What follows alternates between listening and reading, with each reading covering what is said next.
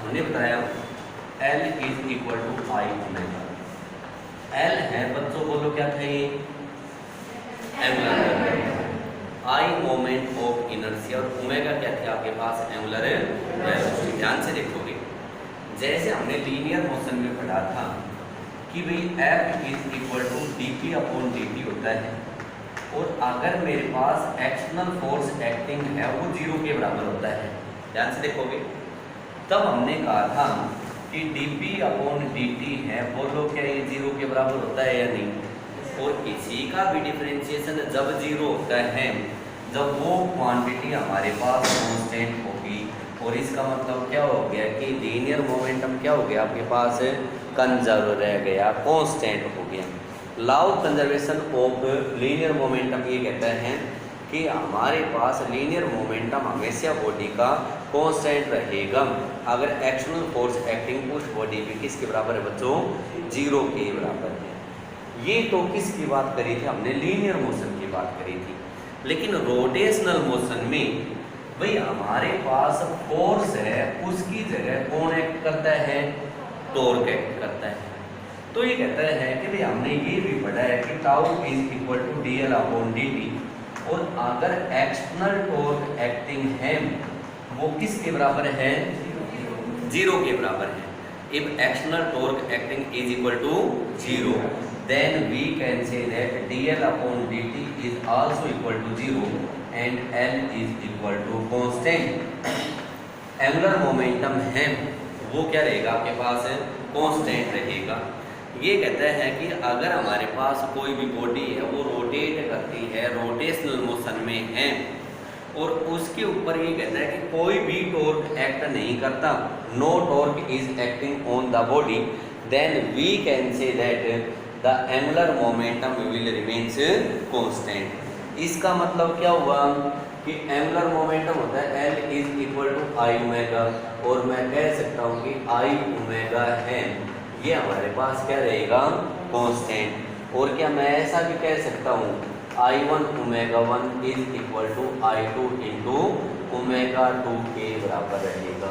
अरे गलत तो नहीं लिख दिया भाई, अगर लीनियर मोमेंटम कंजर्व रहता है तो P1 must be equal to P2, M1 V1 must be equal to M2 V2, लेकिन एंगुलर मोमेंटम है तो I ओमेगा होता है, और हम कह सकते हैं कि I1 omega 1 must be equal to I2 into omega 2 के बराबर होगा। I2 इंटू किसके बराबर होगा आपके पास, ओमेगा 2 के बराबर होगा। लिखो आगे हम ये कह सकते हैं, एक बार अगर मैं इसका यूँ करूँ कि I1 square omega 1 square is equal to I2 square omega 2 square, बोलो कर सकता हूँ या नहीं।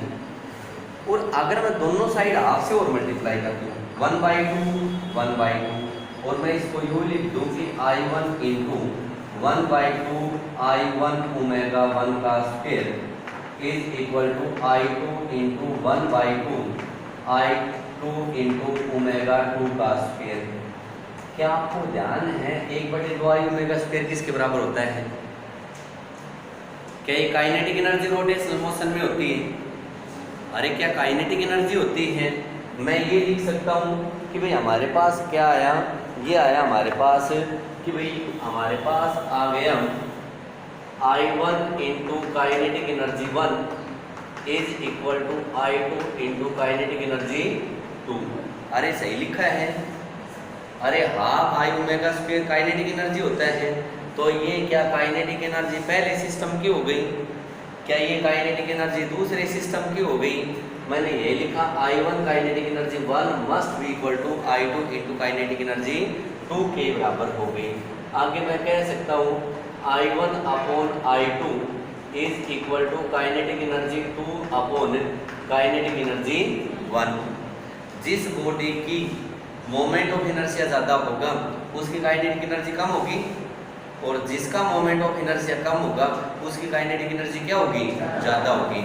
और पहले भी तो मैंने आपको ऐसा ही बताया था कि एग्जांपल से कि अगर कोई बॉडी है उसका मास, इस बॉडी का मास m ले लिया और इस बॉडी का मास कैपिटल M है, तो हम कहेंगे कि लीनियर मोशन प्रोड्यूस करने के लिए जिस बॉडी का मास कम है उसको कम एनर्जी की ज़रूरत पड़ेगी, और जिसका मास ज़्यादा है उसको ज़्यादा एनर्जी की।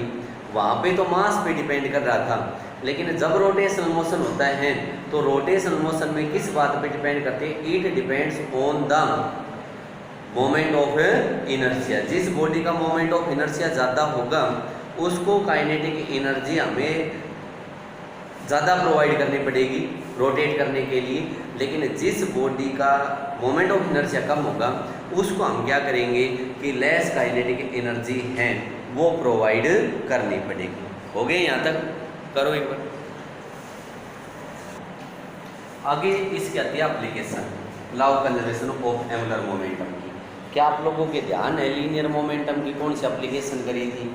एक तो कोलिजन वाला किया था, एक हमारे पास रिकॉइल ऑफ गन वाला किया था, एक हमने बताया था कि हम शोल्डर के साथ उसको टाइटली हेल्ड क्यों कर लेते हैं गन को, ऐसा ही बताया था। अब यहाँ पे हमारे पास आती है application of law of conservation of angular momentum. सबसे पहली बात तो मैं ये कह सकता हूँ कि पहले तो मेरे को यूँ बताओ कि जो प्लैनेट्स हैं वो सन के चारों तरफ सर्कुलर पाथ में रोटेट करते हैं या इलेप्टिकल पाथ में रोटेट करते हैं? अरे कैसा पाथ होता है? इलेप्टिकल पाथ होता है। क्या आपने ऐसा ही सुना होगा कि यहाँ पे सन होता है और यहाँ पे हमारे पास प्लैनेट्स होते हैं, सही है? इलेप्टिकल पाथ होता है। और जब ये पाथ हमारे पास इलेप्टिकल है, मैं कहूँगा कि ये वाले मेजर एक्सिस हो गई इसकी, और ये वाली एलिप्स की क्या होती है आपके पास? माइनर एक्सिस होती है, सही है?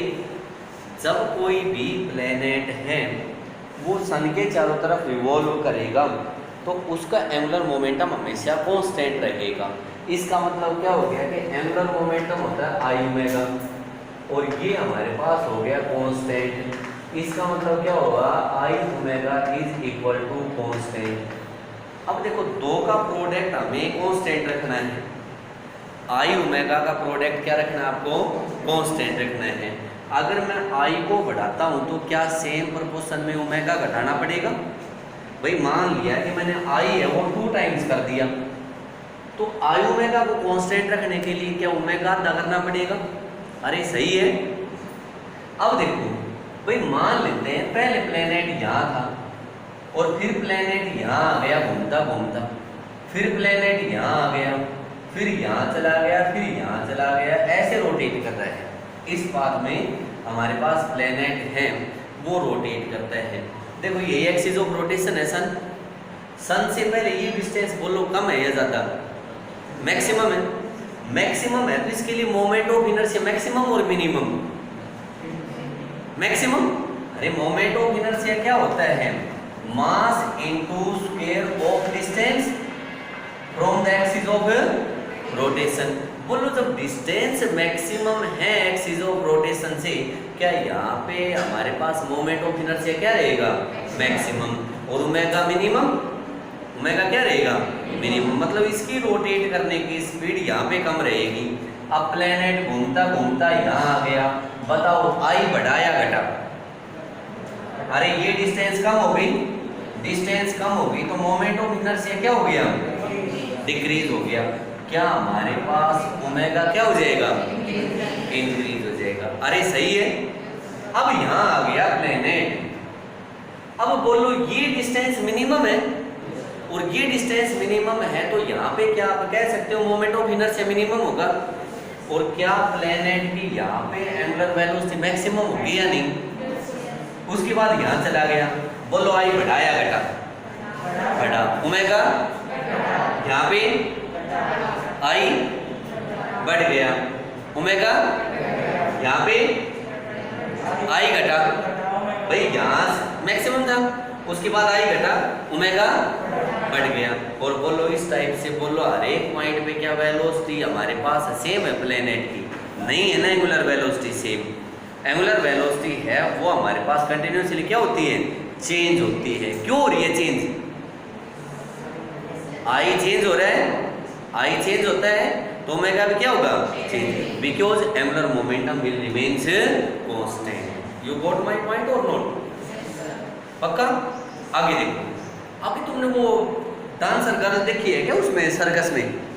तुमने देखा होगा कि वो ऐसे डांस करती हैं, एक रोटेटिंग प्लेटफॉर्म होता है और उस पर रोटेटिंग प्लेटफॉर्म पे कभी तो यू हाथ फैला लेती है, और फिर उसके बाद यू कर लेती है ना, एक्रोबेट आंसर होती है वो क्या होता है उस टाइम पे, कई बार वो रोटेट करते करते अपने पैरों को यू कर देते हैं और फिर उसको यू कर लेते हैं या हाथों को यू कर लेते हैं।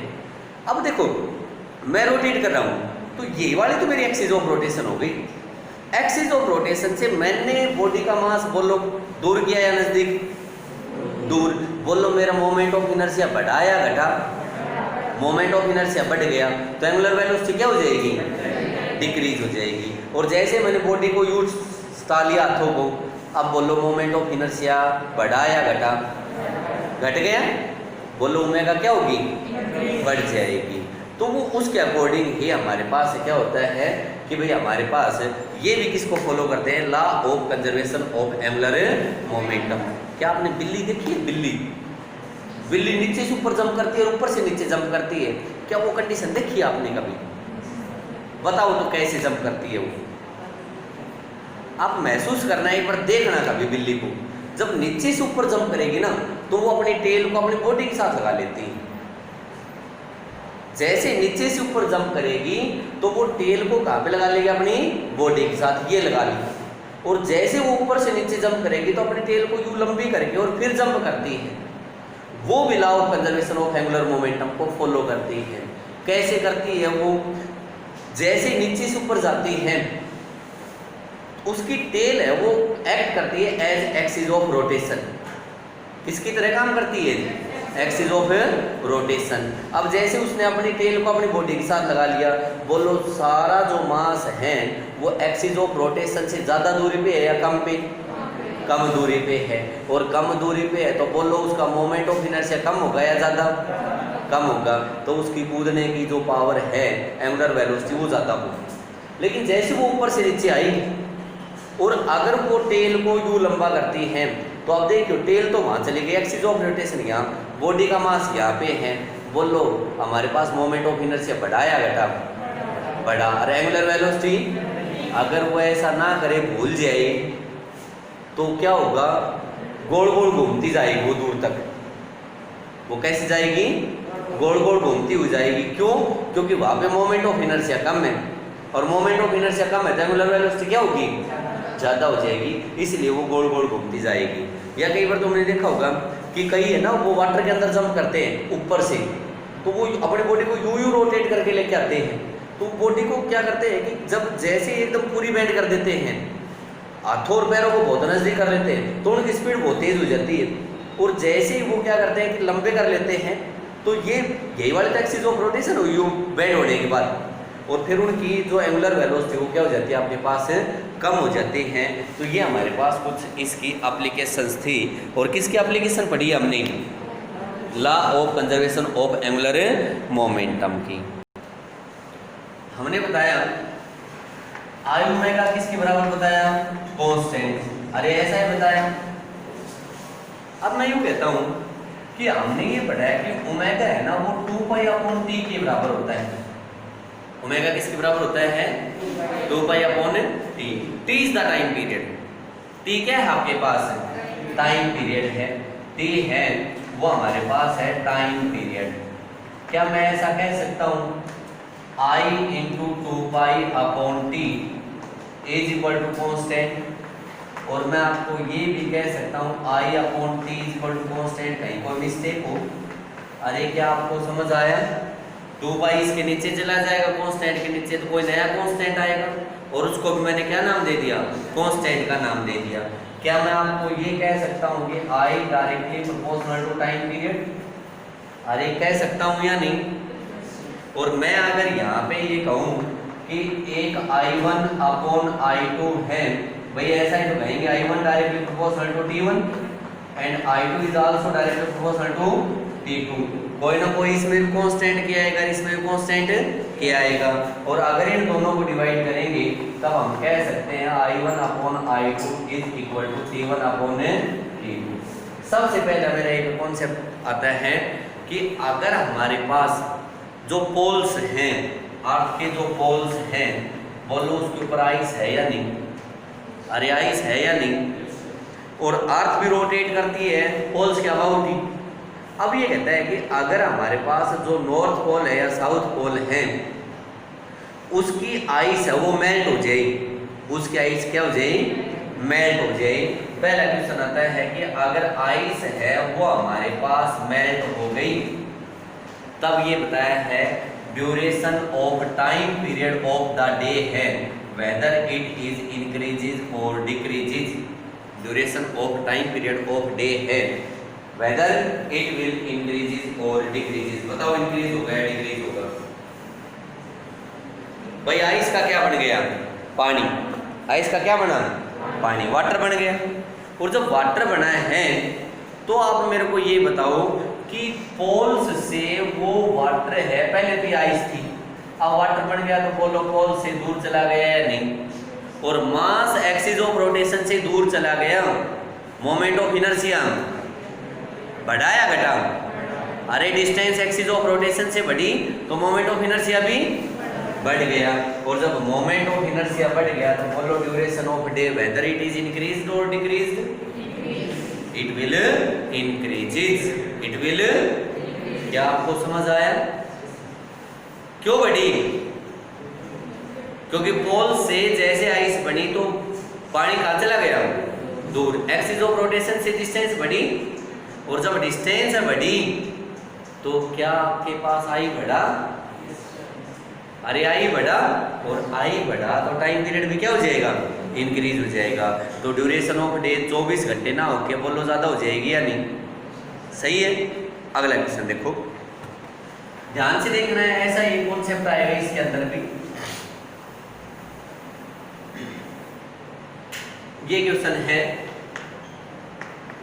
ये कहा है कि अर्थ है ना, अर्थ का मास है m और वॉल्यूम क्या बताया, v। मैं लिखवाऊंगा बाद में, एक बार ध्यान से देखोगे। अर्थ का मास m और वॉल्यूम v। अब ये कहता है कि मास ऑफ अर्थ है वो सेम रहे, बट ये कहता है कि अर्थ है वो श्रिंक कर गई। अर्थ क्या कर गई, श्रिंक कर गई to 1/64 of its original volume, to 1/64 of its original volume. तब ये कहता है कि टाइम पीरियड ऑफ डे क्या होगा, टाइम पीरियड ऑफ डे क्या होगा। अब जब हमारे पास अर्थ का मास m है, वॉल्यूम v है, तो क्या time period of earth 24 hours है? अरे सही या गलत? अब ये कहा है मास सेम रखा है, बट वॉल्यूम कितना हो गया, 1/64, 1/64। तब ये कहा है कि duration of time period of earth बताओ। क्या बतानी है, duration of time period of earth बतानी है। क्या बच्चों एंगुलर मोमेंटम कांस्टेंट रहेगा? अरे एंगुलर मोमेंटम क्या रहेगा, एक्सिस ऑफ रोटेशन तो वही है, वो श्रिंक कर दी हमने। क्या मैं ये कह सकता हूँ कि I1 ω1 = I2 ω2?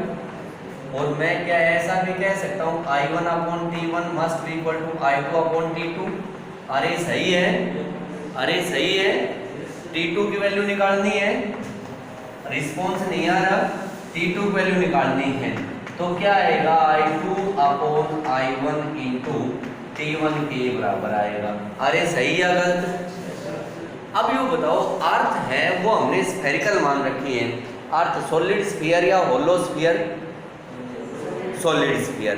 Axis of rotation के अबाउट रोटेट करती है, उस एक्सिस का अबाउट जो सेंटर से पास करती है। बोलो इसका जो इनिशियल मोमेंट ऑफ इनर्शिया है क्या 2/5 m² होगा? अरे सही है गलत? मास सेम रहा और मैंने मान लिया कि जब श्रिंक कर गई तो इसकी रेडियस है वो स्मॉल r हो गई। क्या I2 हमारे पास 2/5 m स्मॉल r का स्क्वायर होगा? अरे श्रिंक करी है तो रेडियस क्या होगी, डिक्रीज हो जाएगी। क्या मैं r निकाल ले तो I2 आ जाएगा, और I1 दे रखा है, I2 भी हमारे पास mr की टर्म्स में आ जाएगा। T1 कितना है, कितना है, अरे कितना है, क्या T2 निकल जाएगा। अब R कैलकुलेट करना है, R कैसे कैलकुलेट करोगे? अब देखो ओरिजिनल वॉल्यूम V और फाइनल वॉल्यूम है वो क्या हमारे पास V1 V के बराबर है और V2 इक्वल टू क्या V/64 के बराबर है। और V2 जब मैंने कह दिया कि अर्थ श्रिंक कर गई तो उसकी रेडियस हो गई स्मॉल r, तो वॉल्यूम का formula 4/3 pi r cube is equal to 1/64 into 4/3 pi capital R का क्यूब। अरे सही है या गलत है भाई? फाइनल वॉल्यूम है इनिशियल वॉल्यूम का 1/64 हो गया। फाइनल पहले तो मैंने मान लिया कि अर्थ ये वाली थी, अब ये श्रिंक कर गई और श्रिंक करने के बाद ये वाली अर्थ बच गई। बोलो इसकी रेडियस स्मॉल r और इसकी रेडियस कैपिटल R। क्या इसने ऐसा ही बताया है कि फाइनल वॉल्यूम इनिशियल का 1/64 हो गया? अरे बोलो 4/3 pi r cube is equal to 1/64 4/3 pi r cube. बोलो 4/3 पाई r से 4/3 पाई से 4/3 पाई कैंसिल आउट हो गया। क्या मैं ऐसा लिख लूं r cube is equal to r cube 64 और क्या रेडियस है वो हमारे पास r/4 बच गई। अरे सही या गलत? अरे सही या गलत भैया? 64 का क्यूब रूट ले वो 4 ही आएगा r/4। अब r की वैल्यू मैं यहाँ पुट करूँ, I2 आया मेरे पास, I2 is equal to 2/5 m into r/4 इसका स्क्वायर और ये बचवाया 2/5 इंटू 1/16 m/16 mr स्क्वायर के बराबर आ गया। I1 है, I2 है, T2 कैलकुलेट करना है, पुट करो यहाँ पे। T2 is equal to I2 की वैल्यू कितनी बनाई मैंने 2/5 into 1/16 mr square upon 2/5 mr square into 24 और बोलो के या कैंसिल आउट हो गया। T2 इज इक्वल टू 24/16 और क्या 1.5 आवर के बराबर आ गया। बोलो ड्यूरेशन ऑफ डे कितनी हो गई 1.5 आवर के बराबर होगी। अगला क्वेश्चन है, अगर हम यूं कह दें कि अर्थ है उसका डायमीटर डबल कर दे ओरिजिनल डायमीटर का, अर्थ का डायमीटर कितना कर दिया हमने डबल और मास रिमेन्स सेम, तब ये कहता है कि what will be the duration of day. तब ड्यूरेशन ऑफ डे क्या होगी? तो बताओ डायमीटर अगर हम डबल कर देंगे तो मोमेंट ऑफ इनर्शिया बढ़ा या घटा? बढ़ जाएगा और मोमेंट ऑफ इनर्शिया बढ़ेगा तो टाइम पीरियड भी क्या हो जाएगा इसका बढ़ जाएगा। इधर ध्यान दो, देखो पहले तो हमने बताया कि टाइम पीरियड हमारे पास 24 आवर्स और जब डायमीटर d है तो क्या रेडियस हमारे पास r होगी और रेडियस जब अर्थ की r होगी तो इनिशियल मोमेंट ऑफ इनर्शिया क्या 2/5 mr स्क्वायर है। अब डायमीटर इसने क्या कर दिया 2d कर दिया तो बच्चों रेडियस क्या आपके पास 2r के बराबर हो जाएगी। अरे सही है या गलत है? I2 कैलकुलेट करेंगे तो किसके बराबर आएगा 2/5 m इंटू 2r का होल स्क्वायर और क्या मैं इसको लिख सकता हूँ 2/5 इंटू 4 mr स्क्वायर। अरे सही है, ये I1 और ये I2। हमने अभी अभी बताया कि टाइम पीरियड T2 है वो क्या होगा I2/I1 इंटू T1। निकाल दो तो T2 value, T2 is equal to 2/5 into 4 mr square upon 2/5 mr square into 24 hours और 2/5 mr स्क्वायर से 2/5 mr स्क्वायर क्या टाइम पीरियड 96 आवर्स हो जाएगा। अरे क्या समझ आया? टाइम पीरियड कितना हो गया भाई? मोमेंट ऑफ इनर्शिया के प्रोपोर्शनल है। मोमेंट ऑफ इनर्शिया हमारे कितने टाइम्स बढ़ा है 4 टाइम्स बढ़ा है। कितने टाइम्स बढ़ा है 4 टाइम्स बढ़ा है।